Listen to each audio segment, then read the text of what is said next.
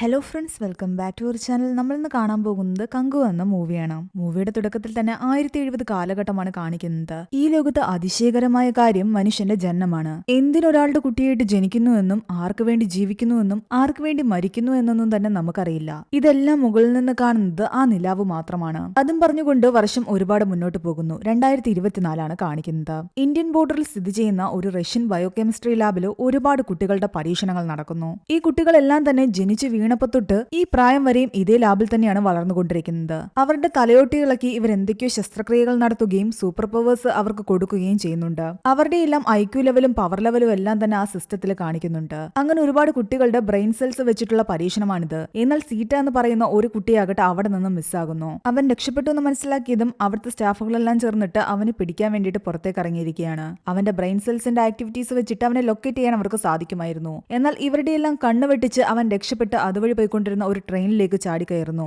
അവന്റെ പവേഴ്സ് ഉപയോഗിച്ചിട്ടാണ് അവരുടെ കണ്ണ് വെട്ടിച്ച് അവൻ ആ ഓടിക്കൊണ്ടിരുന്ന ട്രെയിനിലേക്ക് കയറിയത്. വല്ലാതെ വിറച്ചുകൊണ്ടിരുന്ന അവനാകട്ടെ അവിടെ കിടന്നൊരു കരിക്കട്ട എടുത്തിട്ട് ഒരു പടം വരയ്ക്കുന്നു. അവന്റെ മനസ്സിലൂടെ എന്തൊക്കെയോ പഴയ കാര്യങ്ങൾ മിന്നിമറിഞ്ഞു പോകുന്നതും കാണിക്കുന്നു. സീൻ അവിടുന്ന് കട്ടായി പിന്നെ നമ്മളെ കാണിക്കുന്നത് ഗോവയാണ്. ഗോവയിൽ നമ്മുടെ നായകനായ ഫ്രാൻസിസും അവന്റെ സഹായി കോൾട്ടും ചേർന്നിട്ട് പോലീസുകാരെ സഹായിച്ചുകൊണ്ടിരിക്കുകയാണ്. പിടികിട്ടാ പുള്ളികളെ പോലീസുകാർക്ക് ഇവർ പിടിച്ചു കൊടുക്കുന്ന ജോലിയാണ് ചെയ്തുകൊണ്ടിരിക്കുന്നത്. അങ്ങനെ ഒരു ക്രിമിനലിനെ പിടിച്ചുകൊണ്ടു പോകുന്ന വഴിക്ക് ആഞ്ചല എന്ന് പറയുന്ന പെൺകുട്ടിയാകട്ടെ ആ ക്രിമിനലിനെ അവരുടെ കയ്യിൽ നിന്ന് തട്ടിയെടുക്കാൻ ശ്രമിക്കുന്നു. ഫ്രാൻസിസ് ചെയ്തുകൊണ്ടിരുന്ന അതേ ജോലി തന്നെയായിരുന്നു ആഞ്ചലയും ചെയ്തുകൊണ്ടിരുന്നത്. ക്രിമിനലിനെ പിടിച്ചുകൊണ്ട് പോലീസുകാർക്ക് കൊടുക്കുന്ന ആൾക്ക് നല്ല ക്യാഷ് കിട്ടും. അതിനു വേണ്ടിയിട്ടാണ് അവന്റെ കയ്യിൽ നിന്ന് അവൾ ആ ക്രിമിനലിനെ തട്ടിയെടുക്കാൻ നോക്കുന്നത്. അവസാനം രണ്ടുപേരും ചേർന്നിട്ട് ആ ക്രിമിനലിനെ പോലീസുകാരന്റെ അടുത്ത് എത്തിച്ചു. എന്നാൽ താനാണ് പിടിച്ചതെന്ന് പറഞ്ഞിട്ട് രണ്ടുപേരും വഴക്കുണ്ടാക്കാൻ തുടങ്ങി. രണ്ടുപേരും കൂടെ അടിച്ചു തന്നെ തീരുമാനിക്കാനാണ് പോലീസുകാരൻ പറയുന്നത്. ഇവർക്കിടയിൽ എന്താണ് പ്രശ്നമെന്ന് ചോദിക്കുമ്പോൾ കോൾട്ട് പറയുന്നുണ്ട് ശരിക്കും ഇവർ തമ്മിൽ നേരത്തെ ലവ് ആയിരുന്നു. അങ്ങനെ ഒരു ദിവസം രണ്ടുപേരും കൂടെ മത്സരിച്ച് മദ്യപിക്കുകയായിരുന്നു. അതിൽ ആഞ്ചല തോറ്റുപോയി. അതിന്റെ പേരിൽ ഫ്രാൻസിസ് അവളെ കളിയാക്കി. അങ്ങനെ ചെറുതായിട്ട് തുടങ്ങിയ ഇഷ്യൂ ഒരു ബ്രേക്കപ്പിലാണ് അവസാനിച്ചത്. അങ്ങനെ അതെല്ലാം കേട്ട് കഴിയുമ്പോൾ പോലീസുകാരൻ പറയുന്നുണ്ട് നിങ്ങൾക്ക് ഞാൻ വേറൊരു ജോലി തരാമെന്ന്. ജിട്ടു എന്ന് പറയുന്ന ഒരു വലിയ ക്രിമിനൽ ഉണ്ട്. അവനെ പിടിച്ചുകൊണ്ട് വരണം. കാരണം അവന്റെ ചേട്ടൻ ബോംബെയിലെ വലിയൊരു ഡോൺ ആണ്. അവന്റെ അനിയൻ എന്തെങ്കിലും പറ്റിയെന്ന് അറിഞ്ഞു കഴിഞ്ഞാൽ ചേട്ടൻ വെറുതെ ഇരിക്കില്ല. ഒരു പരിക്കും പറ്റാതെ വേണം അവനെ പിടിച്ചുകൊണ്ടുവരാൻ. ആരവനെ പിടിച്ചുകൊണ്ടുവരുന്നോ അവർക്ക് 15 ലക്ഷം കൊടുക്കും. അങ്ങനെ ആ മിഷൻ ഇറങ്ങിത്തിരിക്കുകയാണ് ആഞ്ചലയും ഫ്രാൻസിസും. അങ്ങനെ അവർ കുറെ അന്വേഷിച്ച് ജിട്ടുവിനെ കണ്ടുപിടിക്കുന്നു. എന്നാൽ ജിട്ടു ആകട്ടെ അവരെ തോക്കെടുത്ത് വെടിവെക്കാൻ ശ്രമിക്കുകയായിരുന്നു. ആ തോക്ക് പിടിച്ചു വാങ്ങാൻ ശ്രമിക്കുന്നതിനിടയിൽ വെടിയേറ്റ് ജിട്ടു മരിക്കുന്നു. ഇതോടുകൂടി അവർ രണ്ടുപേരും ടെൻഷനിലായി. കാരണം ഇവനൊരു പോറലും പറ്റരുതെന്നാണ് ആ പോലീസുകാരൻ പറഞ്ഞത്. എന്തായാലും ആരും കാണാത്ത സ്ഥിതിക്ക് നമുക്ക് ഇവിടെ നിന്ന് മുങ്ങാന്ന് പറഞ്ഞു നിൽക്കുമ്പോൾ ആ റഷ്യൻ ബയോകെമിസ്ട്രി ലാബിൽ നിന്ന് ഒളിച്ചോടിയ പയ്യനായ സീറ്റ അവിടെ നിൽക്കുന്നത് അവർ കാണുന്നു. പയ്യൻ എന്തായാലും ഒന്നും കണ്ടിട്ടുണ്ടാവില്ല എന്നാണ് അവർ വിചാരിക്കുന്നത്. തൽക്കാലം ഇവിടെ നിന്ന് മുങ്ങാന്ന് പറഞ്ഞിട്ട് അവർ രണ്ടുപേരും പയ്യൻ കാണാതെ അവിടെ നിന്നും രക്ഷപ്പെടുകയാണ്. എന്നാൽ ഫ്രാൻസിസിനെ തിരക്കി വന്ന ആഞ്ചലയാകട്ടെ പയ്യനെ കാണുകയും അവിടെ മരിച്ചു കിടക്കുന്ന ജിട്ടുവിനെ കാണുകയും ചെയ്യുന്നുണ്ട്. ആ പയ്യനെയും കൂട്ടിക്കൊണ്ട് അവൾ തന്റെ വീട്ടിലേക്ക് പോകുന്നു. ഫ്രാൻസിസിന്റെ വീടിന്റെ അടുത്ത് തന്നെയായിരുന്നു അവളുടെ വീട്. കോൾട്ടാകട്ടെ ആ പയ്യനെ അവളുടെ വീട്ടിൽ കണ്ടതും ഉടനെ തന്നെ വിവരം ഫ്രാൻസിസിനെ അറിയിക്കുന്നു. അവർ ചെന്ന് നോക്കിയതും ആ പയ്യനാകട്ടെ അവിടെ നടന്ന മർഡറിന്റെ പിന്നിലുള്ള ആൾക്കാരുടെ ചിത്രം വരയ്ക്കുകയായിരുന്നു. അത് നമ്മുടെ ഫ്രാൻസിസിന്റെയും കോൾട്ടിന്റെയും പടമായിരുന്നു. ഇത് കണ്ടത് ആഞ്ചലിക്ക് മനസ്സിലായി അവർ തന്നെയാണ് അയാളെ കൊന്നതെന്ന്. അതാ ജിട്ടുവിന്റെ ചേട്ടൻ അറിഞ്ഞു കഴിഞ്ഞാൽ നിങ്ങളുടെ രണ്ടുപേരുടെയും കാര്യം പോക്കാണെന്ന് അവള് പറയുന്നു. ആ പയ്യൻ പറഞ്ഞാലല്ലേ ആരെങ്കിലും അതറിയൂ. അതുകൊണ്ട് ആ പയ്യനെയും തട്ടിയെടുത്തുകൊണ്ട് ഫ്രാൻസിസും കോൾട്ടും അവിടെ നിന്നും രക്ഷപ്പെടുന്നു. എന്നാൽ ഇവർ കാറിൽ പോകുന്ന വഴിക്ക് അവന് ഫിക്സ് വരികയും പെട്ടെന്ന് തന്നെ ഹോസ്പിറ്റലിൽ എത്തിക്കേണ്ടതായിട്ടും വരികയാണ്. ഹോസ്പിറ്റലിൽ ചെന്ന് സ്കാനിങ് നടക്കുന്ന സമയത്താണ് ആ റേഡിയോളജിസ്റ്റ് പറയുന്നത് ഞാൻ എന്റെ ജീവിതത്തിൽ ഇങ്ങനെയൊരു റിസൾട്ട് കണ്ടിട്ടില്ല എന്ന്. കാരണം ഈ പയ്യന്റെ ബ്രെയിൻ ഓൾറെഡി തന്നെ നേരത്തെ ഓപ്പൺ ചെയ്തിട്ടുണ്ട്. അവന്റെ തലയോട്ടി ഇളക്കി എന്തൊക്കെയോ ശസ്ത്രക്രിയകൾ നടത്തിയിട്ടുണ്ട്. ഇങ്ങനെയൊരു ബ്രെയിൻ സെല്ല് പോലും ഞാൻ ഇതിനു മുമ്പ് കണ്ടിട്ടില്ല. എന്തൊക്കെയോ പ്രത്യേകതകൾ ഇതിനുണ്ട്. കൂടുതൽ സ്റ്റഡീസിന് അവനെ നിങ്ങൾ നാളെ തന്നെ ഇവിടേക്ക് കൊണ്ടുവരണമെന്ന് പറഞ്ഞിട്ടാണ് അവർ അവിടെ നിന്നും അവനെ വിടുന്നത്. അതേസമയം ലാബില് ആ പയ്യന്റെ ബ്രെയിൻ സെൽസ് വെച്ചിട്ട് അവന്റെ ലൊക്കേഷൻ കണ്ടുപിടിക്കുകയായിരുന്നു അവിടുത്തെ ആൾക്കാര്. അവൻ ഗോവയിലുണ്ടെന്ന് മനസ്സിലാക്കിയതും എല്ലാവരും ഞെട്ടുന്നു. കാരണം അവൻ ജനിച്ചപ്പോൾ മുതൽ ഇവിടെ മാത്രമാണ് വളർന്നത്. ഗോവ എന്ന് പറയുന്ന സ്ഥലത്തെ പറ്റി അവൻ അറിയില്ല. അവൻ അവിടെ പോയിട്ടുണ്ടെങ്കിൽ അതിനെന്തെങ്കിലും കാരണം ഉണ്ടാവും. അവിടെയുള്ള സ്റ്റാഫിനെല്ലാം മുകളിൽ കമാൻഡർ എന്ന് പറയുന്ന ഒരാളുണ്ടായിരുന്നു. അവന്റെ ബ്രെയിൻ സെൽസ് ആണ് അവനെ കൊണ്ട് ഇതെല്ലാം ചെയ്യിപ്പിക്കുന്നത്. അങ്ങനെയാണെങ്കിൽ അവൻ ഗോവയിൽ പോയതിന്റെ പിന്നിൽ വലിയൊരു രഹസ്യം തന്നെ ഉണ്ടാകും. അങ്ങനെ ആ പയ്യനെയും കൊണ്ട് ഫ്രാൻസിസും കോൾട്ടും മറ്റൊരിടത്തേക്ക് വരുന്നു. അവനാകട്ടെ രാത്രിയിൽ അവിടെ ഉണ്ടായിരുന്ന ചുവരിലെല്ലാം തന്നെ കുറെ കപ്പലുകളും യുദ്ധം ചെയ്യാൻ വരുന്ന ആൾക്കാരെ എല്ലാം തന്നെ വരയ്ക്കുന്നുണ്ട്. അതൊക്കെ കാണുമ്പോൾ ഫ്രാൻസിസിന്റെ മനസ്സിലൂടെയും എന്തൊക്കെയോ ഓർമ്മകൾ കടന്നു പോകുന്നു. ഈ പയ്യനും താനും തമ്മിൽ എന്തൊക്കെയോ ബന്ധങ്ങളുണ്ടെന്ന് ഫ്രാൻസിസിന് തോന്നുകയാണ്. എന്നാൽ ഏഞ്ചല ആ സ്ഥലം കണ്ടുപിടിച്ച് അവിടേക്ക് വരികയാണ്. അവൾ കൊല്ലപ്പെട്ട ജീറ്റുവിന്റെ സഹോദരൻ കമ്പൂട്ടെ അവരിവിടെയുള്ള കാര്യം അറിയിച്ചിട്ടുണ്ടായിരുന്നു. ഫ്രാൻസിസ് ഇവിടെ ഉണ്ടെന്ന് ആഞ്ചല മനസ്സിലാക്കിയതിന്റെ പിന്നിൽ മറ്റൊരു രഹസ്യമുണ്ടായിരുന്നു. ബ്രേക്കപ്പ് ടൈമിൽ അവൾ കൊടുത്തൊരു ലോക്കറ്റ് ഉണ്ടായിരുന്നു. അതിട്ടിരുന്നത് കോൾട്ടാണ്. അതിനകത്ത് ട്രാക്കർ ആയിരുന്നു ഉണ്ടായിരുന്നത്. അത് വെച്ചിട്ടാണ് അവൾ ഇവരുടെ ലൊക്കേഷൻ കണ്ടുപിടിച്ചത്. ജീട്ടുവിന്റെ സഹോദരൻ കമ്പൂട്ട് അവിടെ വന്നതും അവൾ അയാളോട് പറയുന്നുണ്ട് ഈ പയ്യനോട് നീ ചോദിച്ചു നോക്ക് നിന്റെ അനിയനെ കൊന്നത് ആരാണെന്ന്. എന്തായാലും ഫ്രാൻസിസ് ഫ്രാൻസിസ് തന്നെയാണെന്ന് ഈ പയ്യൻ തുറന്നു പറയും. അങ്ങനെ ആ കമ്പൂട്ട ആ പയ്യനെ പിടിച്ചു വെച്ചിട്ട് ആരാ എന്റെ അനിയനെ കൊന്നതെന്ന് ചോദിച്ചുകൊണ്ട് നിൽക്കുകയായിരുന്നു. ഈ ബഹളമെല്ലാം കേട്ടിട്ട് സീറ്റയ്ക്ക് വല്ലാതെ ദേഷ്യം വരുന്നു. അവനവന്റെ കൈ വല്ലാത്ത രീതിയിൽ ചലിപ്പിക്കുന്നുണ്ട്. പെട്ടെന്ന് അവിടെയെല്ലാം വലിയ രീതിയിൽ കാറ്റടിക്കുന്നു. ഇവന്റെ ശക്തി കൊണ്ടാണ് ഇതെല്ലാം നടക്കുന്നതെന്ന് വിചാരിച്ചുകൊണ്ടിരുന്ന സമയത്ത് തന്നെ അവിടെ വലിയൊരു ഹെലികോപ്റ്റർ വരുന്നുണ്ട്. അതിന്റെ കാറ്റ് വളരെ വലിയ രീതിയിൽ അടിക്കുന്നുണ്ടായിരുന്നു. അതാ റഷ്യൻ കെമിസ്ട്രി ലാബിൽ നിന്നുള്ള ആൾക്കാരാണ്. ഈ പയ്യനെ കൊണ്ടുപോകാൻ വേണ്ടിയിട്ടായിരുന്നു അവരുടെ വരവ്. പിന്നീട് അവിടെ വലിയൊരു ഫൈറ്റ് തന്നെയാണ് നടക്കുന്നത്. ഫ്രാൻസിസിന് സീറ്റയെ രക്ഷിക്കാൻ കഴിഞ്ഞില്ല. അവരെല്ലാവരും ചേർന്നിട്ട് സീറ്റയെ അവിടെ നിന്നും പിടിച്ചുകൊണ്ടുപോകുന്നു. കുറെ ദൂരം അവരുടെ വണ്ടിയുടെ പിറകെ ഫ്രാൻസിസ് ഓടി. തനിക്ക് വേണ്ടപ്പെട്ട ആരോ നഷ്ടപ്പെട്ടു പോകുന്ന ഒരു ഫീലിംഗ് ആയിരുന്നു ആ സമയം ഫ്രാൻസിസ് ഉണ്ടായിരുന്നത്. കഥ പിന്നീട് 2024 നിന്നും നേരെ 1070 കാലഘട്ടത്തിലേക്ക് കാണിക്കുകയാണ്. റോമൻ രാജാവ് ഭാരതത്തെ പിടിച്ചെടുക്കാൻ വേണ്ടിയിട്ട് 25,000 സൈന്യങ്ങളുമായിട്ട് കടൽ മാർഗം അവിടേക്ക് വരികയായിരുന്നു. എന്നാൽ ഭാരതത്തിലേക്ക് കടക്കുന്നതിന് മുമ്പ് ഈ 25,000 സൈന്യങ്ങൾക്കും പാർക്കാൻ വേണ്ടിയിട്ടും അവരുടെ പ്ലാനിങ്ങിന് വേണ്ടിയിട്ടും ഒരു സ്ഥലം അവർക്ക് ആവശ്യമുണ്ടായിരുന്നു. ആ സ്ഥലത്തിന് വേണ്ടിയിട്ടുള്ള അന്വേഷണത്തിലായിരുന്നു അവർ. അങ്ങനെ ഭാരതത്തിനോട് ചേർന്ന് നിൽക്കുന്ന 5 ദ്വീപുകൾ അയാൾ കണ്ടെത്തുന്നു. മണ്ടയാറ്, വെങ്കാട്, മുക്കാട്, അരത്തി, പെരുമാച്ചി എന്നിവയായിരുന്നു ആ സ്ഥലങ്ങൾ. ഈ 5 ദ്വീപുകളെയും കൂട്ടി ഐൻദ്വീപ് എന്നാണ് അവർ വിളിച്ചിരുന്നത്. മണ്ടയാർ എന്ന് പറയുന്ന സ്ഥലത്തെ ആൾക്കാരാകട്ടെ കപ്പലുണ്ടാക്കിയാണ് ജീവിച്ചിരുന്നത്. കടൽമാർഗം വരുന്ന ആപത്തുകളെല്ലാം തന്നെ അവർക്ക് മുൻകൂട്ടി അറിയാൻ സാധിക്കും. വെങ്കാടാകട്ടെ എപ്പോഴും മഞ്ഞുമൂടി കിടക്കുന്ന സ്ഥലമായിരുന്നു. മനുഷ്യജീവൻ രക്ഷിക്കാനുള്ള ഉപാധികളും മറ്റും ഒരുപാടുള്ള സ്ഥലമായിരുന്നു വെങ്കാട്. അടുത്തതായിട്ടുള്ളത് മുക്കാട് എന്ന് പറയുന്ന ദ്വീപായിരുന്നു. 3 സൈഡും കാടുകളാൽ ചുറ്റപ്പെട്ട ആ നാട്ടിലാകട്ടെ എല്ലാവരും വേട്ടയാടിയാണ് ജീവിച്ചിരുന്നത്. അടുത്തതായിട്ടുള്ള അരത്തി ദ്വീപിലാകട്ടെ ഇരുമ്പും മലകളും ചെമ്മണ്ണും നിറഞ്ഞതാണ്. അവർ അവിടെ ആരാധിക്കുന്ന ഒരു മരമുണ്ടായിരുന്നു. അതിനെ എപ്പോഴും രക്തത്താൽ കുളിപ്പിക്കും. എന്നിട്ട് അതേ രക്തം തന്നെ അവർ ആ സ്വന്തം ശരീരത്തിലേക്കും ഒഴിക്കും. ആൾക്കാരെ കൊല്ലുന്നത് തന്നെയായിരുന്നു അവരുടെ കുലത്തൊഴിൽ. അടുത്തതായിട്ടുള്ളത് പെരുമാച്ചി എന്ന ദ്വീപാണ്. ഒരുപാട് മലനിരകളൊക്കെയുള്ള ആ ദ്വീപിലുള്ള ആൾക്കാര് ആയോധന കലകളെല്ലാം തന്നെ നല്ലപോലെ അഭ്യസിച്ചിരുന്നു. യുദ്ധമായിരുന്നു അവരുടെ തൊഴില് തന്നെ. അഗ്നി തന്നെയായിരുന്നു അവരുടെ ദേവനും. അങ്ങനെ റോമൻ രാജാവ് ഈ 5 ദ്വീപുകളിൽ നിന്നും ഒരു ദ്വീപ് തെരഞ്ഞെടുത്ത് അവിടുത്തെ ആൾക്കാരെയെല്ലാം കൊന്ന ശേഷം അവിടെ തന്റെ സൈനികരുമായിട്ട് തമ്പടിക്കാനായിരുന്നു പ്ലാനിങ്. അയാളെ തെരഞ്ഞെടുത്തതാകട്ടെ പെരുമാച്ചിയും. ഈ റോമൻ സൈനികരെ സഹായിക്കുന്ന സ്പൈ ഒരാളുണ്ടായിരുന്നു. പെരുമാച്ചി കീഴടക്കാൻ റോമൻസിനെ സഹായിക്കാൻ വേണ്ടിയിട്ട് മണ്ടയാറിലെ കൊടുവ എന്ന് പറയുന്ന ആളെ അവിടേക്ക് കൂട്ടിക്കൊണ്ടുവരുന്നു. കപ്പൽ നിർമ്മാണ തൊഴിലായിരുന്നല്ലോ ഈ മണ്ടയാറിലുള്ള ആൾക്കാർക്ക്. അതുകൊണ്ട് തന്നെ ഇവർ ഒരു പ്ലാൻ ഇടുന്നു. ഈ കൊടുവ നേരെ പെരുമാച്ചിയിൽ പോയിട്ട് തങ്ങൾക്ക് കപ്പൽ നിർമ്മിക്കാൻ വേണ്ടിയിട്ട് ഇവിടെ നിന്ന് കുറച്ച് ആൾക്കാരെ വേണമെന്ന് പറയും. അങ്ങനെ കുറച്ച് ആൾക്കാരെ അവിടെ നിന്ന് കൂട്ടിക്കൊണ്ടുപോയി എവിടെയെങ്കിലും വെച്ച് കൊല്ലണം. കാരണം പെരുമാച്ചിയിൽ ഒരുപാട് സൈനികരുണ്ട്. റോമൻ സൈന്യം നേരെ ചെന്ന് ആക്രമിക്കാൻ ഇറങ്ങി തിരിച്ചു കഴിഞ്ഞാൽ അവരുടെ മുന്നിൽ പിടിച്ചു നിൽക്കാൻ പാടാണ്. അതുകൊണ്ട് ചതിയിലൂടെ കുറേയേറെ ആൾക്കാരെ നേരത്തെ തന്നെ കൊന്നൊടുക്കണം. ഇതായിരുന്നു ഇവരുടെ പ്ലാനിങ്. അതിനു വേണ്ടിയിട്ട് കൊടുവ തന്റെ ഭാര്യയും മകനെയും കൂട്ടി പെരുമാച്ചിയിലേക്ക് എത്തുന്നു. പെരുമാച്ചിയിലെ തലവനായ സിന്ധിയോട് കാര്യങ്ങൾ പറയുന്നുണ്ട്. കപ്പൽ നിർമ്മിക്കാൻ വേണ്ടിയിട്ട് എനിക്ക് ഇവിടെ നിന്നും കുറച്ച് ആൾക്കാരെ വേണമെന്ന്. 100 ആൾക്കാരെ കൂട്ടിക്കൊണ്ടുപോവാൻ സിന്ധി അയാൾക്ക് അനുവാദവും കൊടുക്കുന്നു. അങ്ങനെ 100 പേരെയും കാടുമാർഗം അയാൾ കൊണ്ടുപോവുകയായിരുന്നു. വഴിയിലൊരിടത്ത് അവരോട് തമ്പടിക്കാൻ പറഞ്ഞ ശേഷം ഒളിഞ്ഞിരുന്ന് അയാൾ ശങ്കൂതുന്നു. അയാൾ നേരത്തെ തന്നെ തയ്യാറാക്കി വെച്ചിരുന്ന കുറെ സൈന്യം അവിടെ ഒളിച്ചിരിപ്പുണ്ടായിരുന്നു. ഇവരെല്ലാം വന്നിട്ട് ഈ 100 ആൾക്കാരെയും കൊന്നൊടുക്കുന്നു.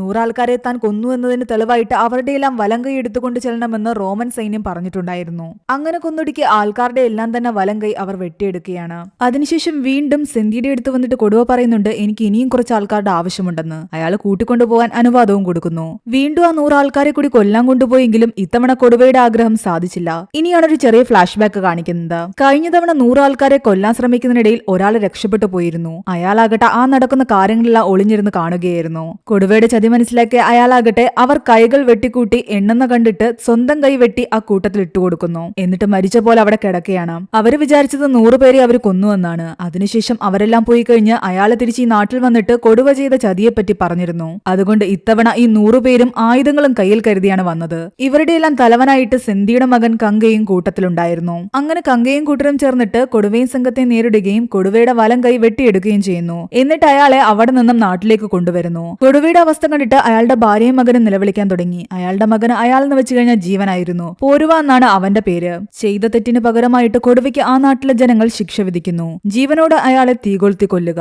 അയാളെ മാത്രമല്ല അയാളുടെ കുടുംബത്തെയും കൊല്ലണമെന്നാണ് ആൾക്കാർ പറഞ്ഞത്. എന്നാൽ കങ്ക പറയുന്നുണ്ട് അവൻ ചെയ്ത തെറ്റിന് അവന്റെ കുടുംബത്തെ പഴിക്കേണ്ട കാര്യമില്ല എന്ന്. അങ്ങനെ കൊടുവയെ എല്ലാവരും ചേർന്നിട്ട് തീകൊളുത്തുകയാണ്. മരിക്കുന്നതിന് മുമ്പ് കൊടുവ വിളിച്ചു പറയുന്നുണ്ട് നീ ഇതിന് പകരം വീട്ടണം മകനെ എന്ന്. അച്ഛനെ രക്ഷിക്കാൻ കഴിയാതെ നിസ്സഹായനായി നിന്ന പോരുവയുടെ മനസ്സിൽ ആ നാട്ടിലെ ജനങ്ങളോടുള്ള പക കൂടാൻ തുടങ്ങി. എന്നാൽ ആൾക്കാര് ഇവരെ രണ്ടുപേരെയും കൊല്ലണമെന്ന് വീണ്ടും വീണ്ടും വാശി പിടിക്കുന്നുണ്ടായിരുന്നു. കങ്ക അതിനെ തടഞ്ഞുകൊണ്ട് നിൽക്കുകയാണ്. എന്നാൽ കൊടുവയുടെ ഭാര്യ വന്ന് കങ്കയുടെ കയ്യിലേക്ക് തന്റെ മകന്റെ കൈവച്ചു കൊടുത്തിട്ട് പറയുന്നുണ്ട് എന്തൊക്കെ വന്നാലും നിങ്ങൾ എന്റെ മകനെ സംരക്ഷിക്കണം. കങ്ക അവർക്ക് വാക്കു കൊടുക്കുന്നുണ്ട് പോരുവയ്ക്ക് ഒന്നും സംഭവിക്കാൻ ഞാൻ സമ്മതിക്കില്ല എന്ന്. അത് കേട്ട് സമാധാനത്തോടെ ആ സ്ത്രീയാകട്ടെ തീയിലമർന്നുകൊണ്ടിരുന്ന കൊടുവയുടെ അടുത്തേക്ക് ഓടിപ്പോവുകയാണ്. കങ്ക അവരെ തടയാൻ ശ്രമിച്ചെങ്കിലും അവരുടെ ജീവൻ രക്ഷിക്കാൻ കങ്കയ്ക്ക് കങ്കയ്ക്ക് സാധിച്ചില്ല.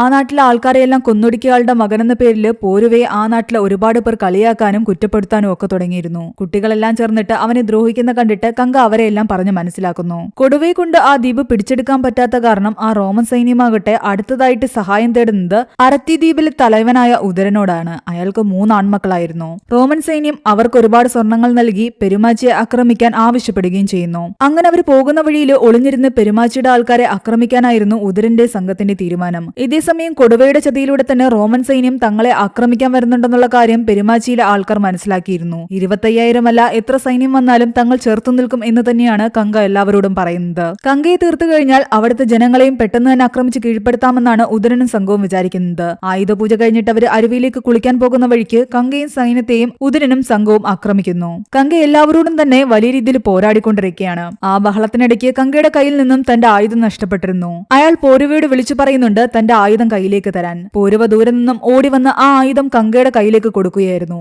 എന്നാൽ ആയുധം കങ്കയുടെ കയ്യിലേക്ക് കൊടുക്കുന്നതിന് പകരം അത് അയാളുടെ കൈകളിൽ നിന്ന് നേരെ തോളലിലേക്ക് കുത്തിത്തറക്കുകയാണ് പോരുവ ചെയ്തത്. തന്റെ അച്ഛനെ കൊന്നതിനുള്ള പ്രതികാരമായിരുന്നു അവൻ ആ സമയം വീട്ടിയത്. അവന്റെ മനസ്സിൽ ഇത്രത്തോളം പകയുണ്ടെന്നുള്ള കാര്യം അപ്പോഴാണ് കങ്കയ്ക്ക് പോലും മനസ്സിലായത്. പരിക്കുകൾ പറ്റിയ കങ്കയെ ബാക്കി എല്ലാവരും ചേർന്നിട്ട് തന്റെ നാട്ടിലേക്ക് കൊണ്ടുവരുന്നു. ആ സംഭവത്തിന് ശേഷം പോരുവ ആ കാട്ടിൽ തന്നെ ഒളിച്ചിരിപ്പായിരുന്നു. ആ ഒരു പോരാട്ടത്തിനിടെ ഉദരന്റെ 2 മക്കളെ കങ്ക കൊന്നിരുന്നു. ആ ദേഷ്യത്തിലായിരുന്നു ഉദരനും സംഘവും. കങ്കയെ കൊല്ലാൻ ശ്രമിച്ച പോരുവയെ എത്രയും പെട്ടെന്ന് കണ്ടുപിടിച്ച് കൊല്ലണമെന്നായിരുന്നു പെരുമാച്ചിയിലെ ആൾക്കാർ തീരുമാനിച്ചിരുന്നത്. എന്നാൽ അവന്റെ അമ്മയ്ക്ക് കൊടുത്ത വാക്ക് നിറവേറ്റാൻ കങ്കയാകട്ടെ പോരുവയെ തിരക്കി ഇറങ്ങി. ആ കാട്ടിലേക്ക് കടന്ന കങ്കയെ പോരുവ പലയിടത്തു നിന്നും ഒളിഞ്ഞിരുന്ന് ആക്രമിക്കാൻ ശ്രമിക്കുന്നുണ്ട്. എന്നാൽ അവസാനം കങ്ക അവന്റെ മുന്നിലേക്ക് വന്നിട്ട് പറയുന്നുണ്ട്, ഞാൻ നിന്റെ കൈകൊണ്ട് തന്നെ മരിക്കാൻ തയ്യാറാണ്. പക്ഷേ അതിനു മുമ്പ് ആ റോമൻ സൈന്യത്തിൽ നിന്നും എനിക്ക് എന്റെ നാടിനെ രക്ഷിക്കണം. അതിനുശേഷം നിനക്ക് എപ്പോൾ വേണമെങ്കിലും എന്നെ കൊല്ലാം. കങ്ക പോരുവയ്ക്ക് ആ ഒരു വാക്ക് സത്യം ചെയ്തു കൊടുക്കുകയാണ്. അതോടുകൂടി പോരുവ അപ്പോൾ കങ്കയെ കൊല്ലാനുള്ള ആ ഒരു ഉദ്യമം ഉപേക്ഷിച്ചു. നാട്ടിലേക്ക് പോരുവയെ തിരിച്ചു കൊണ്ടുവന്നെങ്കിലും എല്ലാവരും തന്നെ അവന്റെ നേരെ കല്ലെറിയാൻ തുടങ്ങി.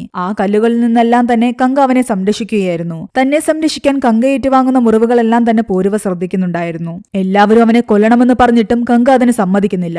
ചതിയനായ ഇവനെ ഇനി ഈ നാട്ടിൽ താമസിപ്പിക്കാൻ പറ്റില്ലെന്ന് എല്ലാവരും ചേർന്നൊരു തീരുമാനം എടുക്കുകയാണ്. പോരുവയെ കരിങ്കാട്ടിലുള്ള പുലിപ്പാറയിൽ കൊണ്ടാക്കണമെന്നാണ് തലൈവൻ സെന്തി പറയുന്നത്. ഒരുപാട് അപകടങ്ങൾ പതിയിരിക്കുന്ന ആ കാട്ടിലേക്ക് അവനെ ഒറ്റയ്ക്ക് വിടാൻ കങ്ക തയ്യാറല്ലായിരുന്നു. അവൻ പോവുകയാണെങ്കിൽ താനും അവന്റെ കൂടെ പോകുമെന്ന് കങ്ക പറയുന്നു. ആ നാട്ടിലുള്ളവർ എല്ലാം എതിർത്തിട്ടും പോരുവയുടെ കൂടെ തന്നെയാണ് കങ്ക നിന്നത്.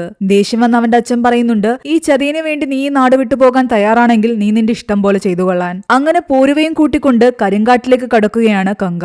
അതിനു മുമ്പ് കങ്ക അവനോട് പറയുന്നുണ്ട്, നിനക്ക് എന്നോട് എത്രത്തോളം ദേഷ്യമുണ്ടെന്ന് എനിക്കറിയാം. പക്ഷെ നീ ഒരിക്കലും എന്റെ കൺവട്ടത്തു നിന്ന് മാറാൻ പാടില്ല. അത്രയധികം അപകടങ്ങൾ ഈ കാട്ടിലുണ്ട്. അതേസമയം അറത്തി നാട്ടിലാകട്ടെ ഉദരം വലിയ കോപത്തിലായിരുന്നു. കങ്കയുടെ കൈകൊണ്ട് മരിച്ച തന്റെ 2 മക്കളുടെ മൃതദേഹത്തിനരികിൽ നിന്ന് ഉദരം പറയുന്നുണ്ട്, അവന്റെ അന്ത്യം എന്റെ കൈകൊണ്ട് തന്നെയായിരിക്കുമെന്ന്. റോമൻ സൈന്യത്തിന് ഇനി അവനെ ഞാൻ വിട്ടുകൊടുക്കില്ല എന്ന് പറഞ്ഞിട്ട് ആ റോമൻ ആൾക്കാരെ പോലും അയാൾ കൊന്നൊടുക്കുന്നു. കരിങ്കാട്ടിലൂടെ യാത്ര ചെയ്തുകൊണ്ടിരുന്ന പോരുവയെ വെള്ളത്തിൽ വെച്ചിട്ട് മുതലെ ആക്രമിക്കാൻ ശ്രമിക്കുമ്പോൾ കങ്കയാണ് വന്ന് അവനെ ജീവൻ പണയം വെച്ച് രക്ഷിക്കുന്നത്. മുതലയുടെ ചെറിയ കടിയേറ്റ പോരുവയുടെ കാലിലെ മുറിവുകൾ വെച്ച് കെട്ടുകയും അവൻ ആഹാരം കൊടുക്കുകയും എല്ലാം ചെയ്ത് അവനെ ശുശ്രൂഷിച്ചത് കങ്ക തന്നെയായിരുന്നു. എന്നാൽ കങ്ക ഒരു രീതിയിലും തന്നെ സഹായിക്കുന്നത് പോരുവയ്ക്ക് ഇഷ്ടമല്ല. ആഹാരമൊക്കെ പലപ്പോഴും അവൻ തട്ടിക്കളയാൻ തുടങ്ങി. പോരുവയുടെ മനസ്സിലെ വിഷമവും പകയുമെല്ലാം മാറ്റിയിട്ട് അവനെ സന്തോഷവാനാക്കി മാറ്റാനായിരുന്നു കങ്കയുടെ ശ്രമം. ആ കാട്ടിൽ വെച്ച് പല അപകടത്തിലും പോരുവ ചെന്ന് പെട്ടെങ്കിലും അതിൽ നിന്നെല്ലാം തന്നെ കങ്ക അവനെ രക്ഷിച്ചു. പെരുമാച്ചിയിലെ ജനങ്ങളാകട്ടെ തങ്ങളെ ആക്രമിക്കാൻ വരുന്ന ശത്രുക്കളെ നേരിടാൻ തയ്യാറായിരിക്കുകയായിരുന്നു. യുദ്ധസമയത്ത് ആവശ്യമായ മരുന്നുകൾക്ക് വേണ്ടിയിട്ട് അവിടുത്തെ സ്ത്രീകൾ വെങ്കാട്ടിലേക്ക് പോകുന്നു. മഞ്ഞു മൂടിക്കിടന്ന ആ പാതയിലാകട്ടെ അവരെ കാത്തിരുന്നത് അപകടങ്ങളായിരുന്നു. ഉദരന്റെ 3ാമത്തെ മകനും സംഘവും അവരെ അവിടെ വെച്ച് ആക്രമിക്കുകയും കങ്കയെ അവിടേക്ക് വിളിച്ചു വരുത്താൻ പറയുകയും ചെയ്യുന്നു. അവരുടെ കയ്യിലുണ്ടായിരുന്ന ഉപകരണം വെച്ചിട്ട് അവരുറക്കെ കങ്കയെ വിളിക്കുന്നു. കങ്ക ഇതെല്ലാം തന്നെ ദൂരെ നിന്ന് കേൾക്കുന്നുണ്ടായിരുന്നു. എന്നാൽ കങ്ക വരുമെന്ന് വിചാരിച്ചിരുന്ന ഉദരന്റെ 3ാമത്തെ മകന് തെറ്റി. കാരണം കങ്ക നേരത്തെ തന്നെ ഈ സ്ത്രീകൾക്ക് ആയോധന കലകൾ പഠിപ്പിച്ചു കൊടുത്തിട്ടുണ്ടായിരുന്നു. അവരതെല്ലാം തന്നെ ആ സൈന്യത്തിന് നേരെ പ്രയോഗിക്കുന്നു. 15 പേരടങ്ങുന്ന ആ സൈന്യത്തെ 25 പേരടങ്ങുന്ന ആ സ്ത്രീയുടെ സംഘം നിഷ്പ്രയാസം കൊന്നൊടുക്കി. അവിടെ വെച്ച് ഉദരന്റെ 3ാമത്തെ മകനും മരിച്ചിരിക്കുന്നു. തങ്ങൾ വിജയം കൈവരിച്ച വിവരം ആ സ്ത്രീകൾ ഉറക്കെ വിളിച്ചു പറയുകയും അത് കങ്ക കേൾക്കുകയും ചെയ്യുന്നു. ഇതെല്ലാം തന്നെ അത്ഭുതത്തോടെ നോക്കിക്കാണുകയായിരുന്നു പോരുവ. കങ്ക എന്ന യോദ്ധാവിനെ കണ്ടിട്ട് പോരുവയ്ക്ക് പതിയെ പതിയെ അയാളോടുള്ള ദേഷ്യം കുറഞ്ഞിട്ട് ആരാധനയാകാൻ തുടങ്ങി. ഈ 5 ദ്വീപുകൾക്കുമിടയിലുള്ള പ്രശ്നങ്ങൾ തീർക്കാൻ വേണ്ടിയിട്ട് അവരൊരിടത്ത് സംഘമായി ചേരുന്നു. പെരുമാച്ചിയുടെ തലവൻ സെന്തി പറയുന്നുണ്ട് തങ്ങളുടെ നാട്ടിലെ സ്ത്രീകളുടെ മേല് പോലും ഉദരന്റെ സംഘം കൈവച്ചുവെന്ന്. എന്നാൽ അവിടേക്ക് വന്ന ഉദരനാകട്ടെ സെന്തിയും കൂട്ടരെയും കൊല്ലാൻ തയ്യാറായി നിൽപ്പായിരുന്നു. പെരുമാച്ചിയുടെ കൂടെ നിൽക്കുന്ന മറ്റു ദ്വീപുകളുടെ അവസ്ഥ എന്തായിരിക്കുമെന്ന് ഉദരൻ പറയുന്നു. അവരെല്ലാം ഭയന്നിട്ട് തങ്ങളുടെ ജീവനും കൊണ്ട് അവിടെ നിന്നും രക്ഷപ്പെടുകയാണ്. പെരുമാച്ചിയുടെ കൂടെ നിന്ന് ആ ദ്വീപിനെ സഹായിക്കാൻ മറ്റു ദ്വീപുകൾ തയ്യാറായില്ല.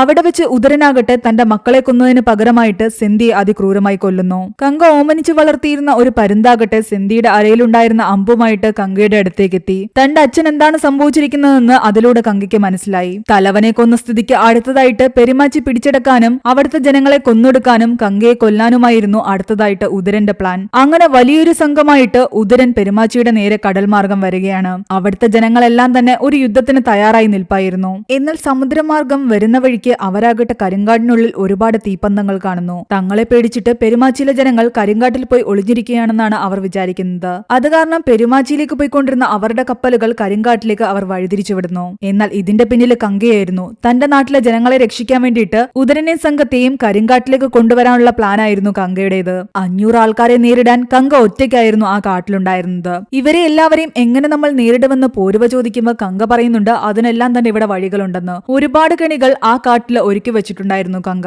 അങ്ങനെ വലിയൊരു പോരാട്ടമാണ് ആ സൈന്യത്തോടൊപ്പം കങ്ക അവിടെ നടത്തിക്കൊണ്ടിരുന്നത്. അതിനിടയിൽ കങ്കയുടെ ആയുധം നഷ്ടപ്പെട്ടു പോകുമ്പോൾ ഇത്തവണയും കങ്ക പോരുവയെ വിളിക്കുന്നു. കഴിഞ്ഞ തവണ പോരുവ അവനെ ഉപദ്രവിച്ചെങ്കിലും ഇത്തവണ കറക്റ്റായിട്ട് കങ്കയുടെ കയ്യിലേക്ക് പോരുവ ആ ആയുധം എത്തിക്കുന്നു. എന്നാൽ ആ ഒരു പോരാട്ടത്തിനിടയിൽ ഒരാളാകട്ടെ പോരുവയെ അവിടെ നിന്നും പിടിച്ചുകൊണ്ടു പോവുകയാണ്. തന്നെ രക്ഷിക്കൂ എന്ന് പറഞ്ഞിട്ട് പോരുവ നിലവിളിച്ചുകൊണ്ടേയിരിക്കുന്നു. സീൻ അവിടെ നിന്നും കട്ടായിട്ട് മൂവിയുടെ തുടക്കത്തിലേക്ക് പോവുകയാണ്. ഫ്രാൻസിസിന്റെ അടുത്ത് നിന്നും സീറ്റയെ ആ റഷ്യൻ കമ്പനിയിലെ ആൾക്കാർ തട്ടിക്കൊണ്ടുപോകുന്നില്ലേ ആ ഒരു സീനിലേക്ക്. പിറകെ ഓടിയ ഫ്രാൻസിസിനെ അവർ വെടിവെക്കുന്നുണ്ട്.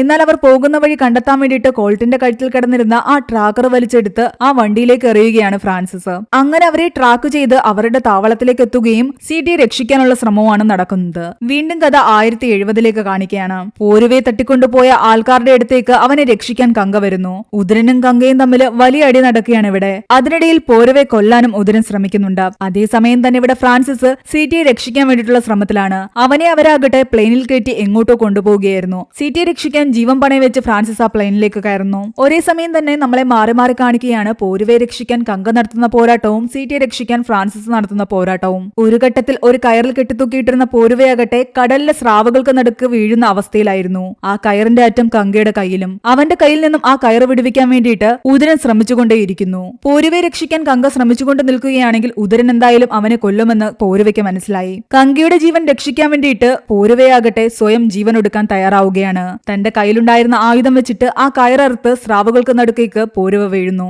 ഇവിടെ ഫ്രാൻസിസിന് ഒരുപാട് പരുക്കുകൾ പറ്റിയെങ്കിലും അവസാനം ആ പ്ലെയിനിലുള്ളിലേക്ക് തന്നെ സീറ്റയെ രക്ഷിക്കാൻ അയാൾ കയറിക്കൂടി. ഇവിടെ പൂർവ്വം മരിച്ച ദേഷ്യത്തില് കങ്ക ഉദരനെ കൊല്ലുന്നു. അതേസമയം മറുവശത്ത് റഷ്യൻ സൈന്യത്തെ ആക്രമിച്ച് സീറ്റയുടെ അടുത്തേക്ക് ചെന്ന ഫ്രാൻസിസിനെ സീറ്റ കങ്ക എന്നാണ് വിളിക്കുന്നത്. അവർക്ക് രണ്ടുപേർക്കും അവരുടെ പഴയ ഓർമ്മകൾ മനസ്സിലേക്ക് വരുന്നു. പോരുവയുടെ പുനർജന്മമായിരുന്നു സീറ്റ, അതുപോലെ തന്നെ കങ്കയുടെ പുനർജന്മമായിരുന്നു ഫ്രാൻസിസ്. പോരുവയെ നഷ്ടപ്പെട്ട ദുഃഖത്തില് കങ്ക അവിടെ നിന്ന് വിളിച്ചു പറയുന്നുണ്ട്, എനിക്ക് വേണ്ടി സ്വന്തം ജീവൻ വെടിഞ്ഞ നിന്നെ തേടി എത്ര ജന്മങ്ങൾ എടുത്തായാലും ഞാൻ നിന്റെ അടുത്തേക്ക് വരുമെന്ന്. ഉദരന്റെ മൃതദേഹം അറത്തി നാട്ടിലേക്ക് കൊണ്ടുവന്നപ്പോൾ അയാളുടെ ചിതയ്ക്ക് തീ കൊളുത്താൻ അവിടെ ആരും തന്നെ ഉണ്ടായിരുന്നില്ല. അയാളുടെ മക്കളെല്ലാം തന്നെ നേരത്തെ തന്നെ മരിച്ചിരുന്നല്ലോ. അങ്ങനെ കൂട്ടത്തിലുണ്ടായിരുന്ന ഒരാള് അയാളുടെ ചിത കൊളുത്താൻ പോകുമ്പോ അയാളുടെ കൈയാകട്ടെ ദൂരെ നിന്ന് വന്ന ആരോ വെട്ടിയെടുക്കുന്നു. ഇവിടെയാണ് ഈ കഥയിലെ അടുത്ത വില്ലന്റെ എൻട്രി. ഈ ഉദരന് മറ്റേതോ സ്ത്രീയില് ഇല്ലീഗലായിട്ട് ഒരു മകൻ കൂടി ഉണ്ടായിരുന്നു. രാത്തങ്കാസൻ എന്നാണ് അവന്റെ പേര്. ഉദരന്റെ ചിതയ്ക്ക് തീ കൊളുത്തി അയാളുടെ മരണത്തിന് പകരം വീട്ടാൻ ഇനി അങ്ങോട്ട് അവനായിരിക്കും ആ പടയെ നയിക്കുന്നത്. അതേസമയം പ്ലെയിനിൽ വെച്ചിട്ട് സീറ്റയെ രക്ഷപ്പെടുത്തിക്കൊണ്ട് നിൽക്കുന്ന ഫ്രാൻസിസിനെ